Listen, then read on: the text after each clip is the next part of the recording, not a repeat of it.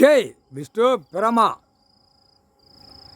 நீதிமன்றம் கோர்ட்டு உள்கணக்கு இன்னும் முடிக்க முடியாத அளவுக்கு திணற்றல் இருக்குது. கணக்கு வழக்கு, அந்த கணக்கு வழக்குகளை கல்வி படிப்பால் தப்பிச்சு போய்கிட்டு இருக்கான். இதில் ஓட்டலாமா, இதில் சட்டத்தில் ஓட்ட இருக்கான்னு பார்த்து அந்த கணக்கில் பெரிய பெரிய புக்கை தூக்கி வச்சிருக்கே நீதிமன்ற கோர்ட்டில் ஜட்ஜி கோட்டாருக்கு கணக்கு வழக்கு ஒன்று கொடுத்துருக்கான். அரசியல்வாதி முட்டா குதிமனுக வழக்கறிஞர்களுக்கு ஒன்று கொடுத்துருக்கான். அப்போ இது என்ன காரணம்? இதில் சட்ட ஓட்டை புளுத்தியிருக்கான்னு பார்க்கான். அப்போ சட்ட புளுத்தியை பார்த்தோன்னே வெளியில் தப்பிச்சு ஓடிவிடான். ரெண்டே வார்த்தை, 2 பாயிண்ட்டு தான். என்ன தப்பு செஞ்சுருக்கான், இதை கண்டுபிடிக்க முடியாதா? அதுக்குத்தான் இந்த பேக பூரா சட்டத்தில் இங்கிலீஷ் பெட்டிஷன், இங்கிலீஷு உறுதி, மற்ற மொழிகளை உள்ளே வச்சு இங்கிலீஷு ஓடுது, கணக்கு ஓடுது, தமிழ் ஓடுது, இங்கிலீஷு ஓடுது. அப்போ என்ன அர்த்தம்?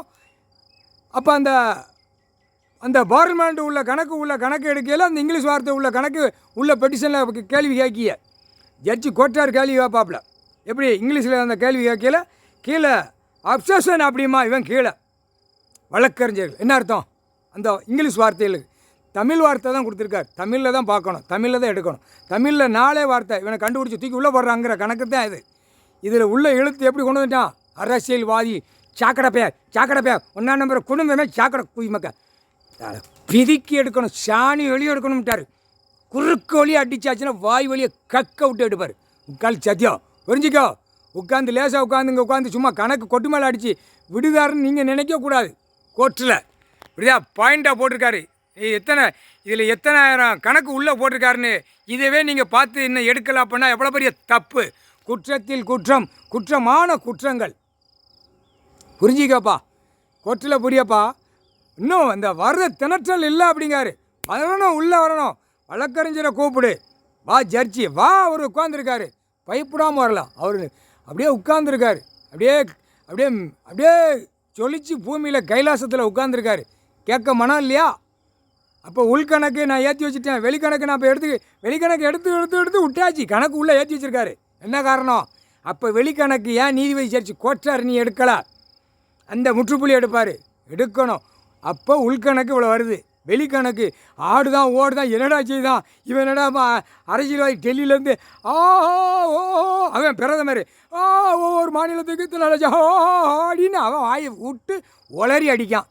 மாநிலத்தில் இருக்கிறவன் பூரா ரோடுகளை போட்டு 2ஆம் நம்பர் வியாபாரம் பிஸ்னஸ்களை விட்டு அந்த பேப்பரை உள்ளே விட்டு வெளியே வலித்து பூமி அழிச்சு வரான். இவன் வாசிக்கான். டெல்லியிருந்து தமிழ்நாடு வரைக்கும் முதலமைச்சர் எப்படி வாசிக்கான்?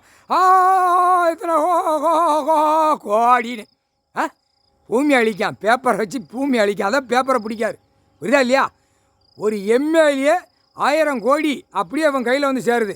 ஒரு எம்எல்ஏ தமிழ்நாடுனா தமிழ்நாடு, ஆந்திரானா ஆந்திரா, டெல்லி வரைக்கும் ஒரு எம்எல்ஏவுக்கு இவ்வளோ கணக்கு உள்ளே ஏறுது.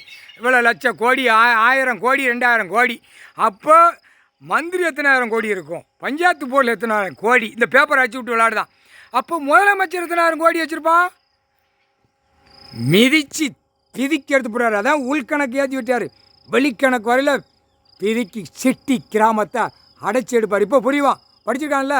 கவர்மெண்ட் வேலாக்கிறவன் அரசியல்வாதி பலாயிரம் கோடி எல்லாம் புரிவான். ஆஹா, வெளிக்கணக்கு எடுத்தாங்கன்னா நம்ம சோழி முடிஞ்சோம் உள்ளே தூக்கி போடுவார். அப்போ தான் புரிவான். முக்கால் சத்தி